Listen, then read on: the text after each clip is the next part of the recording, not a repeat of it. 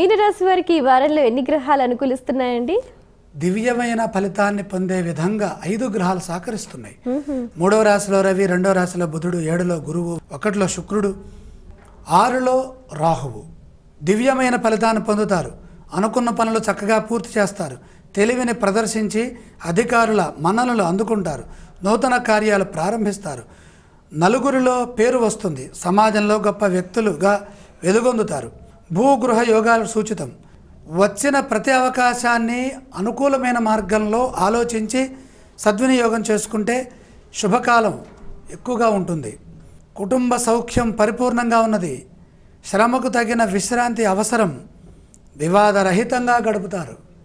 ఈ రాశి వారు పఠించవలసిన స్తోత్రాలు ఏవండి? ఇష్టదేవతా ధ్యానం సరిపోతుంది. ఆలయ సందర్శన క్రమంలో ఏ దేవీ దేవతలను దర్శిస్తే మంచిదంటారు? పార్వతీ పరమేశ్వరులు ఇద్దరినీ దర్శించాలి. ఈ రాశి వారు చేయవలసిన దానాలు ఏవండి? కుజప్రీతిగా కందులు, చంద్రప్రీతిగా బియ్యం దానం చేస్తే 4వ రాశిలో ఉన్నటువంటి దోషం తొలుగుతుంది. చాలా